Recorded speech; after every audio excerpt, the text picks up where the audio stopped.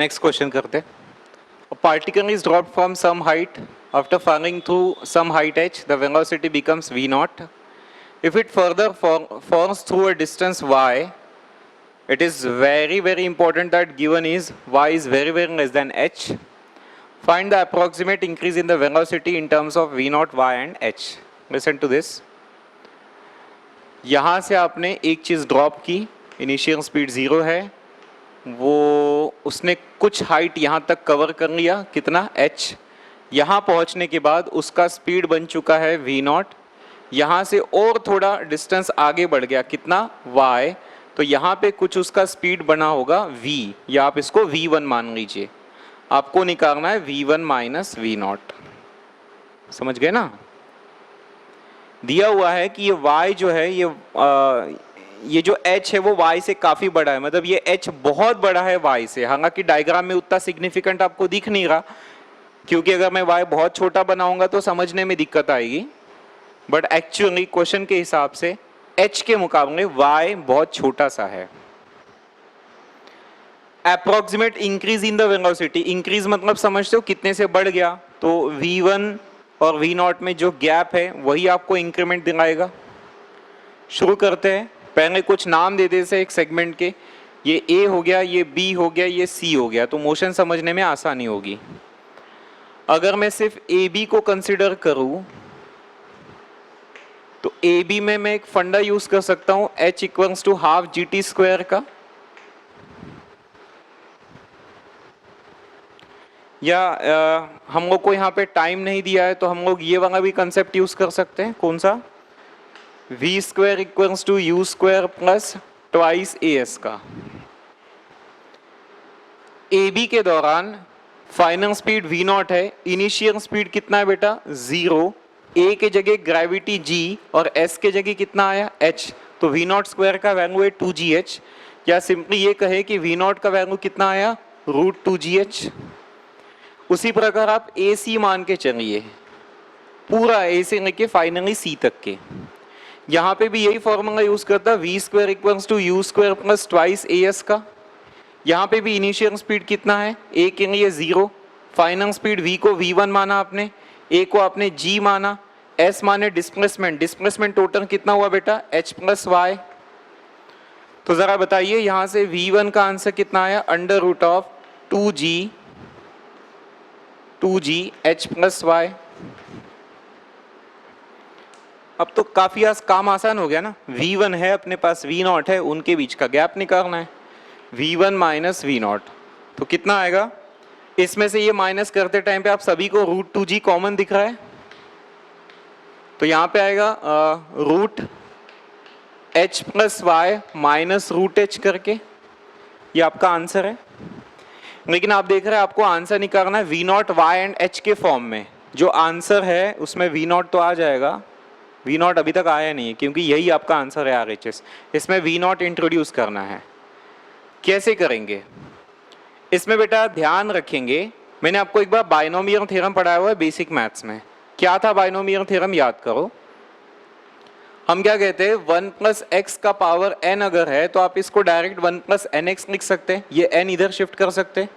लेकिन इसमें मैंने एक शर्त रखी थी कि x जो है वो 1 से बहुत छोटा होना चाहिए. एक बार फिर से, यहाँ जो नंबर है उसके कंपैरिजन में ये x बहुत छोटा होना चाहिए. इसको अभी ध्यान रखेंगे. यहाँ पे √2g पहले से है बेटा, इसको आप ऐसा लिख सकते हो क्या?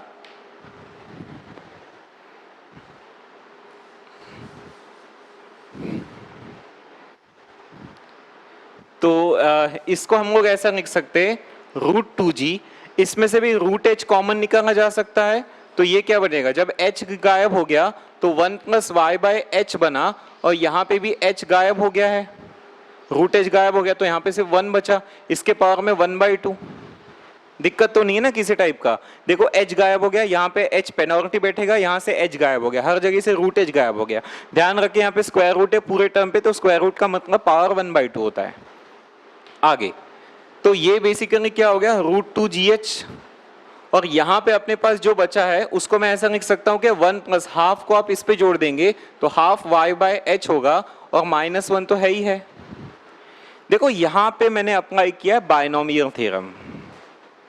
क्यों बायनोमियल थ्योरम अप्लाई किया? बायनोमियल थ्योरम जैसे अब भी रिवाइज करके दिया था कि 1 + x अगर है तो ये चीज जाके x पे जुड़ जाएगी। देखो हाफ जाके इस पे जुड़ गया। लेकिन मैंने एक शर्त रखी थी कि अब जिसको ये x मान रहे वो बहुत छोटा होना चाहिए।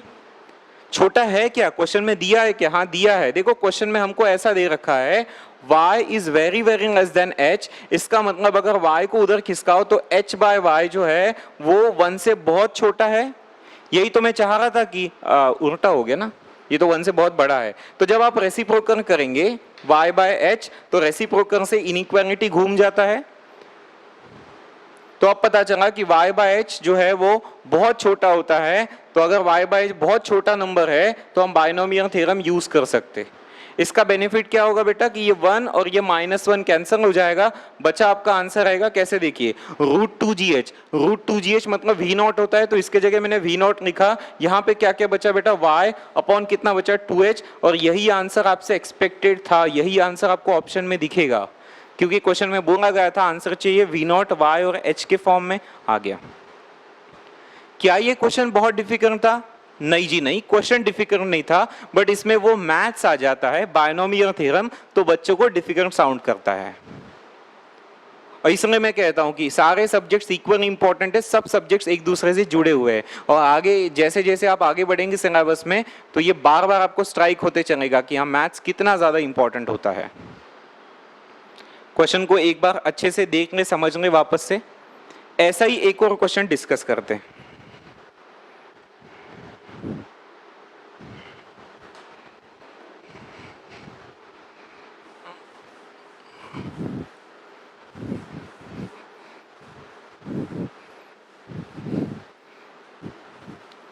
क्या है इस क्वेश्चन के अंदर?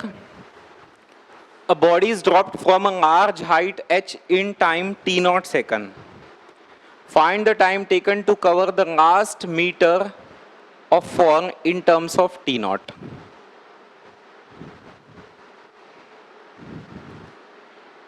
एक बॉडी को आपने ड्रॉप किया, मतलब इनिशियल स्पीड 0 था, ठीक है, यहां तक उसने फाइनल डिस्टेंस मान के चलो ग्राउंड पे पहुंच गया, टकरा गया। तो ये जो पूरा डिस्टेंस दे रखा है ना, ये पूरा इन्होंने दिया हुआ है h, और ये पूरा h इसने कवर किया कितने सेकंड्स में? t0 सेकंड्स में। Find the time taken to cover the last metre. मान के चलो ये अगर h मीटर है तो इसका सेगमेंट बना देता हूं, मानिए ये आखिरी का 1 मीटर है, तो बेटा ये फिर यहां से लेके यहां तक कितना हो जाएगा? h-1 metre.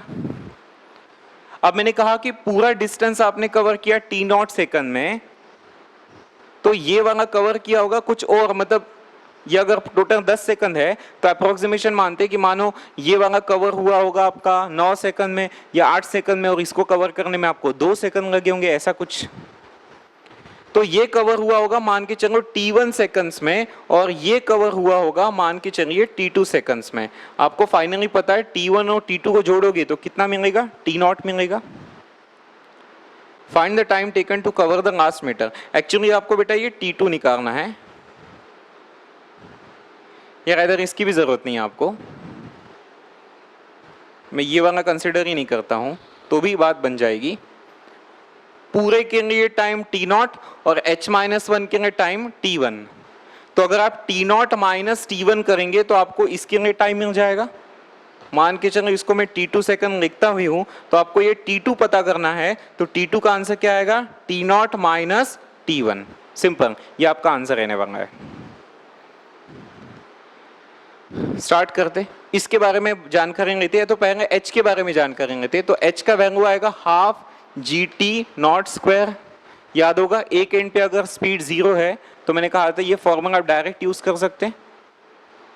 और अगर मैं h-1 की चर्चा करूं तो इसका वैल्यू क्या आएगा? हाफ GT1 स्क्वायर, क्योंकि इसके लिए तो t1 माना है ना। अब आप क्या कर सकते हैं, यहां से आप t0 का वैल्यू निकाल सकते हैं। ऊपर से देखिए t0 का वैल्यू क्या आएगा? 2h/g का अंडर रूट होगा, और यहां से आपका t1 का वैल्यू आएगा, कितना आएगा बेटा? यहां से t1 का वैल्यू आएगा, यहाँ से ट्वाइस h-1 अपॉन g, और आपको आंसर ये निकालना था T0 माइनस T1, तो निकालते। आंसर इक्वल्स टू, इसमें से ये माइनस करो मतलब इसमें से ये माइनस करो, तो इसमें कुछ कॉमन दिख रहा है आपको। क्या कॉमन दिख रहा है? √2/g। तो 2/g हटाए तो यहाँ पे क्या मिलेगा? √h माइनस यहाँ पे क्या आएगा? √h-1। क्या मैं एक काम करूँ, यहाँ से h को कॉमन निकाल लेता हूँ, तो √2g आया, और यहाँ से √h बाहर निकालोगे तो यहाँ पे क्या बचेगा? 1 माइनस, यहाँ पे बचेगा 1 माइनस 1/h का पावर 1/2। बिल्कुल वैसा ही थोड़ी देर पहले जैसे किया था। अब ये क्वेश्चन में वापस देखो, आप इधर देखिए, क्वेश्चन में लिखा हुआ है अ लार्ज हाइट h, मतलब h एक बहुत बड़ी वैल्यू है। बहुत बड़ी मतलब सपोज करिए h 1000 मीटर है, सपोज बहुत बड़ी मतलब 1000 मीटर होगा। तो जब आप 1/h करेंगे तो 1/1000 आएगा। 1/1000 मतलब 0.001। अब बताओ ये वैल्यू बहुत छोटा है ना, मतलब 1/h का वैल्यू बहुत छोटा है। जब 1/h का वैल्यू बहुत छोटा है, जब 1/h का वैल्यू बहुत छोटा है, मीनिंग आप यहाँ पे बाइनोमियल थ्योरम यूज कर पाएंगे। और बाइनोमियल थ्योरम जानते हो कैसे यूज करते? बस हाफ को इधर चिपका देना है आपको। तो अगर आपने वो काम किया तो नेक्स्ट टास्क क्या होगा, मिटा देता हूं मैं ये। नेक्स्ट आपका आंसर ऐसे आ जाएगा √2g h, और वहां पे क्या आएगा? 1 माइनस 1 प्लस हाफ h। 1 और 1 आपका कैंसिल हो गया, हाफ h इतना ही बचा हुआ है, तो आप कैंसलेशन कर सकते हैं। √2 से नीचे √2 आ जाएगा, √h और h हो गया यहाँ पे, जो भी बचा है अभी तो आप लिख सकते हैं। 1/h नीचे, माफ करिए, 1/2 मतलब ये 1/2h आएगा ऐसे। हाँ जी, तो √2 से √2 हो जाएगा, नीचे √g पहले से बचा हुआ था, √h से √h आएगा ऐसे। ये आपका आंसर है। इन टर्म्स ऑफ T0 चाहिए था, T0 तो ये ऐसा दिखता है आपको, तो ये वाली एडजस्टमेंट यहाँ पे कर सकते हैं क्या? शायद हाँ कर सकते हैं हम लोग। कैसे करेंगे? देखिए 1/, ये जो है ना √2h आपको दिखा है यहाँ पे, इसका जुगाड़ करना है बस आपको। यहाँ पे पहले से क्या था? √g, तो ये तीन चीज़ें मैंने लिख दी। अब आपको क्या चाहिए वो समझो। आपको यहाँ पे चाहिए था g, अगर यहाँ g चाहिए तो आपको मल्टीप्लाई भी करना पड़ेगा, समझते हो ना? इसका एडजस्टमेंट हमने यहाँ पे किया। अब क्या हुआ आंसर देखिए, ये वाला जो है ये इतना फैक्टर, इसको आप लोग क्या कह रहे हो? T0। तो यहाँ पे √g इंटू √g मतलब क्या बनेगा? g। तो आपका आंसर है 1/g T0।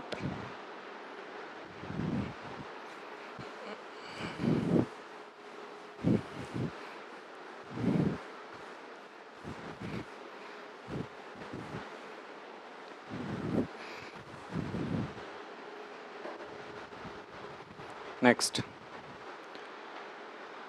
a body is dropped from the top of a tower. After 2 seconds, another ball is thrown vertically downward with speed 40. And after how much time and what distance below the top of the tower the balls meet?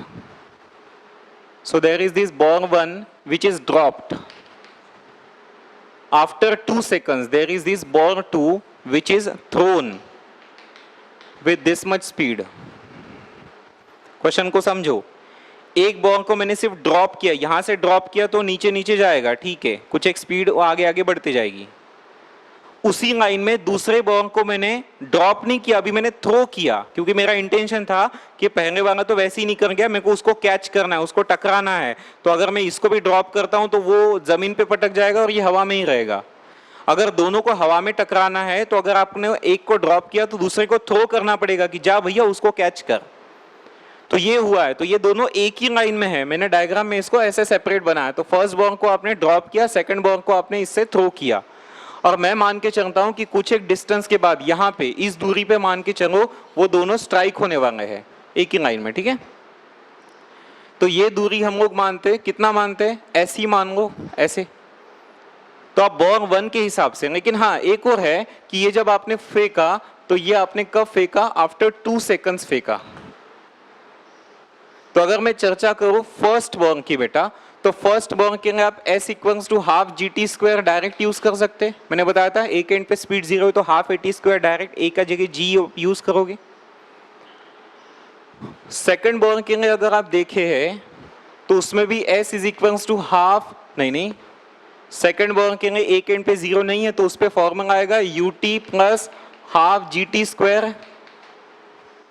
But जरा ध्यान देना, अगर first born को time t मिला है तो क्या second को भी टाइम t पूरा मिला है या थोड़ा कम टाइम मिला है? थोड़ा कम टाइम मिला है। कितना कम टाइम मिला है? 2 सेकंड, क्योंकि पहले जाने के 2 सेकंड के बाद आपने दूसरा फेंका। इसलिए क्या होगा, जहां पे t है बेसिकली वो t नहीं रहेगा, यहां पे आपको क्या लिखना पड़ेगा t माइनस 2, यहां पे क्या लिखना पड़ेगा t माइनस 2 का स्क्वायर। अब कोई दिक्कत नहीं, लेफ्ट हैंड साइड दोनों की सेम है तो राइट साइड को आप इक्वेट करिए। हाफ जी, जी का वैल्यू कितना होता है बेटा 10, तो 10 बाई जी, हमेशा याद रखो हाफ जी मतलब 5 होता है, तो ये इसका राइट हैंड साइड है 5t स्क्वायर। इधर क्या है, u का मतलब 40 दिया हुआ है, t माइनस 2, हाफ जी का मतलब क्या होता है बेटे 5, t माइनस 2 का होल स्क्वायर यानी t square minus 4t plus कितना हो जाएगा 4। अब तो सॉल्व हो जाएगा ना, 5t स्क्वायर कैंसिल हो जाएंगे, इधर कुछ नहीं बचा, इसको मल्टीप्लाई करो 40 माइनस 80, 5t स्क्वायर गायब हो गया, 20t 20, 40 में से 20 गए, इधर आया 20t, 20 में से 80 गए माइनस 60, इधर आके प्लस 60, तो टाइम का वैल्यू कितना आया 3 सेकंड। टाइम अगर 3 सेकंड आया तो उस टाइम को उठा के कहीं भी पटक दो, आपका आंसर आ जाएगा। जैसे आपने टाइम को यहाँ पटका तो 3 का स्क्वायर यानी 9 इंटू 5 यानी 45 मीटर, कितने दूर जाके पटक जाएंगे 45 मीटर दूरी पे जाके वो एक दूसरे को स्ट्राइक करेंगे।